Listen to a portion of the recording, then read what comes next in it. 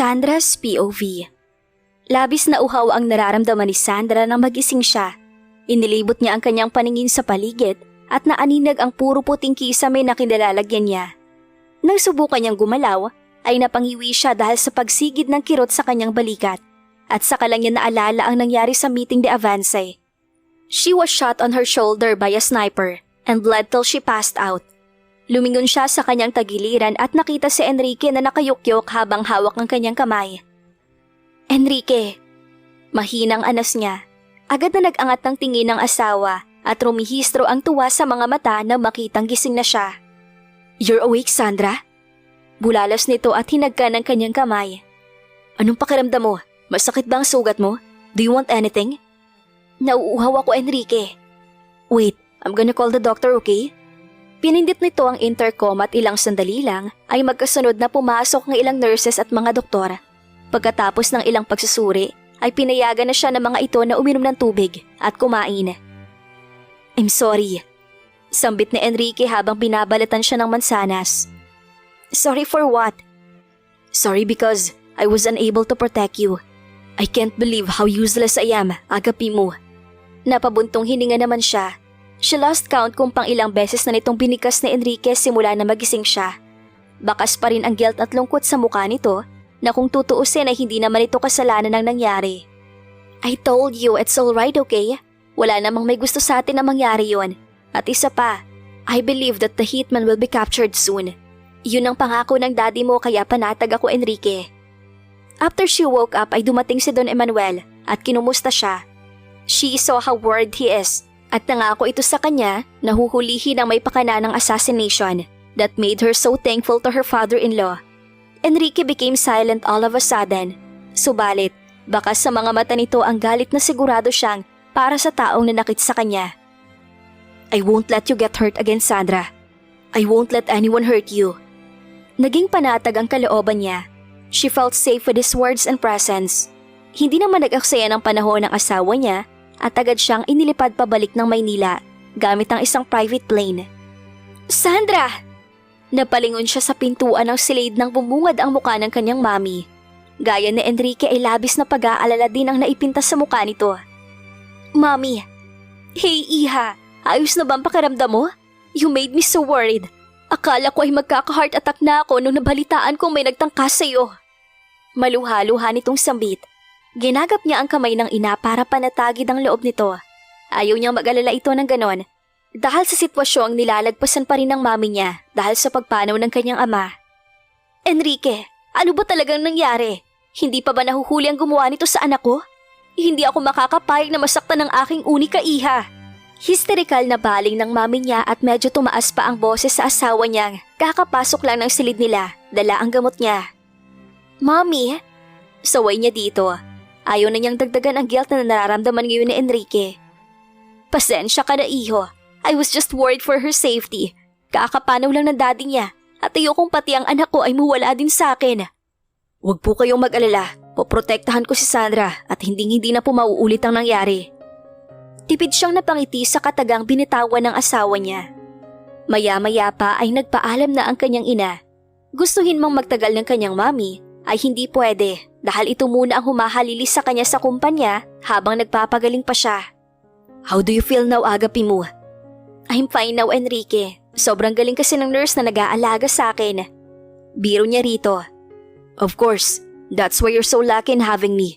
Saan ka pa ba makakahanap ng asawang pogi, matipuno at maalaga? Nakangising pagmamayabang nito. Napailing naman siya pero sa bagay ay hindi naman ito nagsisinungaling. Napansin niya ang biglang paglamlam ng mga mata nito at pinatakan ng hagkan ng kanyang kamay. What's with that look? You should recover fast, Sandra. Bakit? Pagod ka na bang alagaan ako kaya kailangan gumaling na ako agad? Umiling si Enrique at sumilay ang isang pilyong ngiti sa labi. I miss making love with you, agapi mo, kahit na alam kong bawal pa yon. Pinalakihan na lang niya ito ng mata sa kamahinang hinampas sa braso. Peste ka? Ang hilig mo naman. Sorry, I can't help it. You were so sexy on my shirt and I can't avoid having a boner. Isa Enrique. Saway niya dito. Ever since she came back home ay puro damit nito ang pinapasuot sa kanya At nagmimistulan na siyang hanger dahil maliit lang naman siya kumpara sa asawa niya. Okay, hindi na. Anito at itinaas pa ang mga kamay. Ewan ko sa'yo. Lumapit naman sa kanya si Enrique at pinatakan siya na masuyong haggan sa noo. Rest agapi mo, I'll be here to watch over you. Hindi ka ba sasali sa pangangampanya? Takang tanong niya. Ilang araw na lang kasi ang palugit sa mga kandidato bago ang eleksyon. Kaya puspusan na ang campaign ng bawat kampo para makahakot ng boto. No. Pero importante yun, Enrique. At saka, baka kailangan ka ng daddy mo doon. Nagpakawala ng isang malalim na buntong hininga si Enrique bago humarap sa kanya at ginagap ang kanyang mga kamay. Walang mas mahalaga sa akin kaysa sa iyo at sa kaligtasan mo, Sandra. Kaya dito ako mananatili at babantayan ka hanggang sa gumaling ka. And no one or nothing could stop me from doing it. So if you're gonna push me to attend that damn campaign, ay hindi ako susunod. Dito lang ako sa tabi mo. Dahan-dahan siyang napangiti dahil sa kilig, pero hindi niya ipinahalata at tumikim na lang. Sige, kung yun ang gusto mo, edi hindi kita pipilitin. Sa mga sumunod na araw ay naisipan niyang kitain si Wilma sa paborito niyang cafe. She missed going outside, kaya naman sinubukan niyang magpaalam sa asawa. It's a big no, Sandra. Madiin itong tanggi. Ilang beses na nga ba siyang nagpaalam? Mga nasa 10 na yata at parehong sagot lang ang nakuha niya. Come on, Enrique. I wanna see my friend. Pati ba naman yun ibawal din? Kulang na lang yata ay magdabog at maglupasay siya sa sahig para lang mapapayag ang asawa niya na singtigas ng bato kung makatanggi. Bakit hindi mo nalang tawagan ng kaibigan mo para pumunta dito? Nakapamulsa nitong tanong habang nakasandal sa pinto para hindi siya makadaan. I already told you. I miss the ambience of the coffee shop. Namimiss ko yung amoy doon kaya gusto kong pumunta. I already told you that it's still not safe. Bakit bang kulit mo? Bahagya nang tumaas ang boses nito na kanyang ikinahikbi. She doesn't understand but she seemed way too sensitive. Rumihistro ang pag-aalala sa mukha ni Enrique nang makitang nag-uunahan sa pagpatak ang kanyang mga luha. I'm sorry, agapi mo. Anito at sinubukan siyang hawakan pero agad niyang tinabig ang kamay nito. Don't touch me. Matapos mo kong sigawan? Huwag na huwag ka nang lalapit sa akin.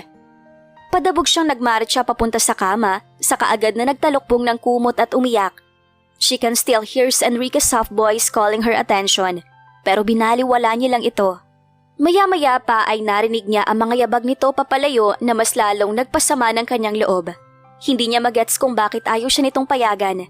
Imposible namang tambangan ulit siya ng sniper gayong kalat na sa buong Pilipinas ang nangyari sa kanya at sigurado siyang wala na magtatangkang manakit sa kanya. Hindi niya alam kung ilang minuto siyang nakatalokbong hanggang sa muling bumukas ang pintuan at may mga yabag na naglakad papalapit sa kanya. Agapi mo. Mahinang tawag ni Enrique pero hindi pa rin siya kumibo. Show me yourself, Sandra. Paayag na akong lumabas ka. Agad niyang kinuha ang kumot na nakatabing sa kanyang muka at sinalubong siya ng seryosong muka ni Enrique. You're not lying, right? Umiling ito kaya lumawak na ang ngiti niya. Payag ka talaga? Of course, matitiis ba naman kita? Mabilis niyang hinawakan ang muka ni Enrique at hinagkan sa labi. Magkahawa kamay na silang lumabas ng bahay at pumuntang garahe. Pero pagkarating doon, ay nagulat siya na makita ang nasa mga 10 kalalakihan na nakasuot ng itim na tuksedo. Habang ang iba ay nakasakay na sa big bike at parang naghihintay lang na umalis sila.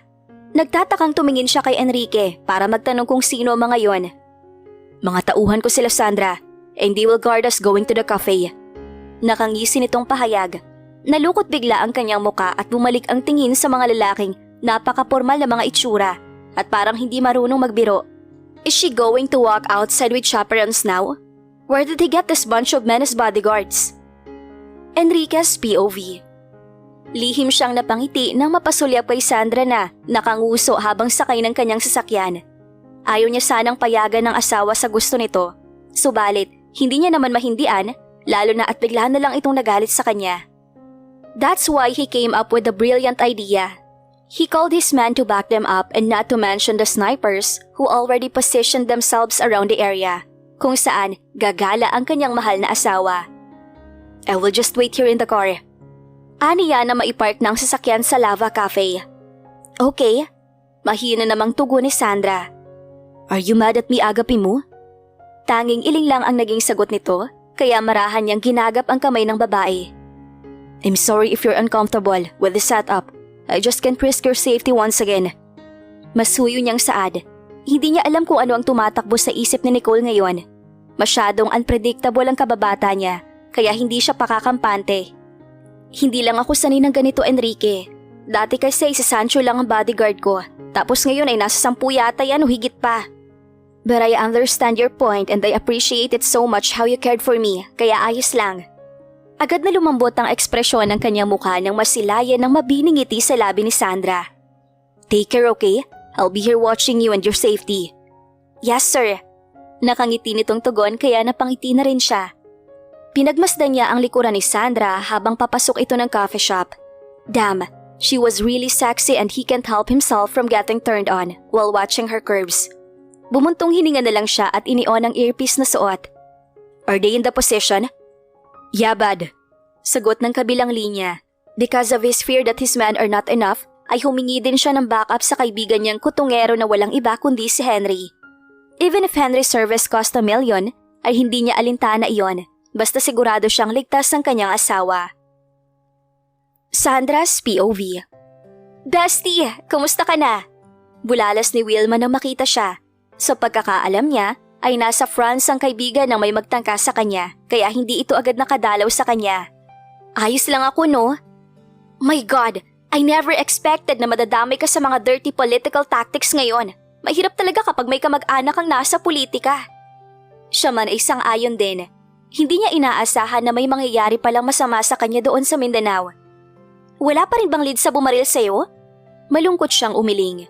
Wish na lang niya na sana mahuli agad ang salarin. Nang sa ganon, ay makampante na rin ang kalooban niya pati ang pamilya at asawa niya. Sana nga mahuli na kung sino man ang taong yon para wala na akong syapero na sunod ng sunod. Pairap niyang tugon. Pagak namang natawa ang kaibigan. Obvious naman no, kitang-kita kung sobrang dami na ng bodyguards mo ngayon. Huwag mo nang pansinin yun, Wilma. Kumain na lang tayo. Kaagad niyang tinikman ng moist cake na in-order subalit isang nguya pa lang niya ay hindi na niya gustong lasa niyon.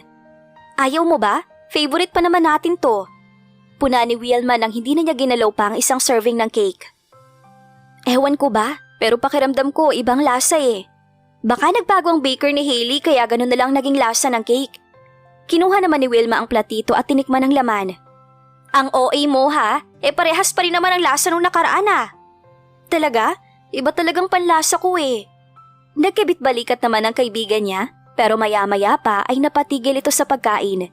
At tiningnan siya sa nanlalaking mga mata na kanyang ipinagtaka. Hindi kaya pregi ka? Mabilis niyang inikutan niya ng mga matang kaibigan. Imposible yan no, katatapos lang ng period ko kaya malabo yung sinasabi mo. Natatawa na lang niyang wika, pero deep inside ay disappointed din siya. She wanted to get pregnant. Kahit na hindi naman siya minamadali ni Enrique. How beautiful it would be to give birth to his child, kaya lang ay hindi pa rin iyon natutupad sa ngayon. Ganun ba? Akala ko pa naman magiging ninang na ako eh. Baka naman ikaw ang pregi dyan, Wilma. Agad namang namula ang pisngi nito at tinakpan ng kanyang bibig. Shh! Baka may makarinig. Oh no! Totoo? Hindi pa naman sure kaya wag ka munang maingay. Bala ko nga magpa-check up kaso busy pang schedule ko these days kaya saka na lang. Dapat bilisan mo nang sa ganun ay magpakasal na din kayo. Soon, bestie. Masusurprise ka na lang. Mas lalo siyang napangiti dahil masaya siya para sa kaibigan. Nagpatuloy lang sila sa pagkukwentuhan nang mapansin ang isang flash news na ibinalita sa isang TV station. Natutup niya ang kanyang bibig nang makitang nahuli na ang bumaril sa kanya. Agad ding napag-alaman na pakawala pala ito ng kalaban ni Don Emmanuel na walang iba kundi ang kasalukuyang Vice President ng bansa. Wilma sighed in relief and so was she. Sa wakas ay makakahinga na siya ng maayos dahil wala na banta sa buhay niya. Tumagal pa sila ng ilang oras sa loob bago tuluyang nagpaalam sa isa't isa. Pagbalik sa mansyon. I can't believe it na ganun kadumi maglaro ang kalaban ng daddy mo, Enrique. Imagine, kaya nitong pumaslang ng tao para lang sa pansariling interes. Mabuti na lang talaga at nahuli ng salarin. Sigurado kung disqualified na taong yon. Napansin niyang nanatiling tahimik si Enrique na kanyang ipinagtaka. Pakiramdam niya ay sobrang layo na narating ng isip nito kaya pinitik niya ang kanyang kamay para kunin ang atensyon ng asawa. What's wrong? Bakit parang ang lalim ng iniisip mo? Ilang beses na napakurap-kurap si Enrique bago siya sinagot. I'm sorry Sandra, may iniisip lang akong importante. What are you thinking of? Hindi ka ba masaya na nahuli na nagtangka sa akin? Of course I'm happy. Kaya pala nakakunot noo ka pa rin at nakasimangot. Mabilis na hinapit ni Enrique ang kanyang bewang saka siya pinaupo sa kandungan nito at niyakap ng mahigpit. May problema ba tayo, Enrique? Ilang saglit ang lumipas ay hindi pa rin ito nagsalita, kaya sinubukan niyang humiwalay sa yakap nito pero hindi siya hinayaan na lalaki. Just stay still, agapi mo. Let me hug you for a while. Nagtataka man sa inaasta ng asawa ay hinayaan na lang niya ito at marahang sinusuklay ang buhok nito. Pakiramdam niya ay may iniisip itong malaking problema. Pero ayaw lang na magsalita kaya hindi niya muna ito pipilitin. She'll just wait for the right time for him to open up. Enrique, ano na kayang nangyari sa bahay ko sa Isla Dominica? Biglaan niyang tanong. Ngayon lang din sumagi sa isip niya ang lugar kung saan niya unang nakita at nakilala ang asawa sa ibang katauhan. It was well taken care of. Talaga? Lumubay naman ang pagkakayakap ni Enrique kaya nabigyan siya ng pagkakataong pagmasdan ang gwapo nitong muka. Yes, I asked someone to take good care of our safe haven, Sandra. Bakit mo namang naisipan na alagaan yon? Because that is where everything had started between us and that's why it's very special. Anito saka siya pinataka ng masuyong hagkan sa labi. Natuwa siya sa narinig dahil akala niya ay kinalimutan na ni Enrique ang bahay na yon dahil ang sabi ni Sancho noon ay mukhang napabayaan na ito. You wanna visit there? Pukaw nito sa naglalakbay niyang isipan. Can we? Of course. Anything you want, agapi mo. I will gladly give it to you. Kung ganon, kung sasabihin ko ba sa'yo na ipatanggal mo na mga bodyguards kung napakarami ay gagawin mo? Nakataas ang kilay niyang tanong. Her bodyguards really became an issue to her. Hindi kasi siya sanay na may maraming nakasunod sa kanya. Dahil masyadong agaw atensyon iyon, pakiramdam niya ay nagmumukha siyang celebrity. Naiiling nitong pinataka ng hagkan ng kanyang ilong. That's a different story. I won't remove your bodyguards unless I can guarantee that you're already safe. Hindi na lang siya nakipagtalo kay Enrique dahil alam naman niyang hindi siya mananalo rito. Sa kabilang banda, dahil sa nangyari sa kanya ay iniimbestigahan ng Vice President at napatunayan na ito nga ang may pakana ng assassination. Isa pa ay naungkat din ang corruption na ginawa nito, kaya tuluyang na-disqualify at nakulong. Don Emmanuel won the presidency race na labis niyang ikinatuwa. Ready? Tiningnan niya muna ang refleksyon sa salamin kung saan nakikita niya rin ang pagsungaw na mukha ni Enrique sa pintuan at hinagod siya ng tingin. You're so beautiful, agapi mo. Bulong nito sa kanya at marahang hinaplos ang nakalitaw niyang balikat mula sa half turtleneck gown na suot. You're so handsome too. Enrique was a dazzling hot with his three-piece black suit. Because of his new clean-cut hair ay napansin niya ang hikaw nito sa kaliwang tenga na bumagay sa bad boy aura ng asawa. Pinataka ni Enrique ng hagkan ng kanyang balikat habang naramdaman niya ang isang kamay nitong naglalakbay sa kanyang pangupo. Huwag na lang tayong tumuloy sa pestang victory party na yon. We can't. Baka magtampo ang daddy mo. Nangihina at pautal-utal niyang sagot dahil unti-unti naglalakbay ang labi ni Enrique sa kanyang balikat. I can't take it anymore. Nanlaki ang kanyang mga mata nang bigla nitong kinalas ang sinturon at ibinaba ang pang-ibaba nitong suot. What are you doing, Enrique? Paghiwalayin mo na lang ang mga binti mo, Sandra. This is gonna be quick. Mabilis na itinaas ni Enrique ang laylayan ng kanyang gown at agad na ibinaba ang kanyang undies. Hindi na ito nag-aksaya ng oras at agad na itong sumalakay sa kanya. Kagatlabi siyang napapakit nang magsimula ng gumalaw sa Enrique habang napakapit siya na mahigpit sa gilid ng lamesa ng kanyang vanity mirror. Gaya nga ng sinabi ni Enrique ay isang mabilis na pagsakop lang ang ginawa nito. Dahil sa isang malakas na galaw ay sabay nilang naabot ang sukdulan. Nang matapos ay saglit lang silang nagpahinga at nagpa siya ng umalis. Soon after, they both arrive at the venue for the victory party. Maraming panauhin ang naroon, kaya naman todo alalay si Enrique sa kanya hanggang sa makapasok sila sa venue. Sa loob ay agad silang sinalubong ni Don Emmanuel, habang kaagapay nito si Nicole na halatang hindi na naman natutuwa sa kanyang presensya. The woman was wearing a black sexy high-slit long gown habang siya ang nakasuot ng white close neck gown dahil na rin sa sugat niya sa balikat. Their colors are totally opposite. Hindi man siya anghel pero bagay kay Nicole ang napili nitong kulay. Kasing itim ng budhi nito. I'm glad you both came, Iha. Panimula ni Don Emanuel. Lumapit siya dito at nagmano bago nagangat ng tingin at ngumiti. Congratulations on your success, Dad. Masaya niyang bati. Thank you, Iha. I hope you will both enjoy the party. Tugon ng matanda saka nagpaalam sa kanila dahil aasikasuhin pa nito ang ibang mga bisita. At magiinom siya ng wine nang bigla na lang harangin ni Enrique ang kanyang kamay. What? Just drink juice, okay? No alcohol for you, Sandra. At baka makasama sa sugat mo. Masuyo nitong sagot. Napairap na lang siya sa hangin. Masyadong OA ang lalaking to. Gayong pinagod na nga siya nito kanina at may pabawal-bawal pang nalalaman. Opo na, Master. Good. Maya-maya pa ay inaya siya ng asawa niya na sumayaw sa harapan na kanya namang pinaunlakan ng buong puso. Nang magsimula silang sumayaw, ay puno ng emosyon ang mga mata ni Enrique habang nakatitig sa kanya at siya man ay ganun din. Pareho silang nadadala sa saliw ng musika at pakiramdam nila ay sila na lang dalawa ang naroon habang nasa bisig ng isa't isa. Habang tumagal ay unti-unting bumababa ang mukha ni Enrique at masuyong sinakop ang kanyang labi.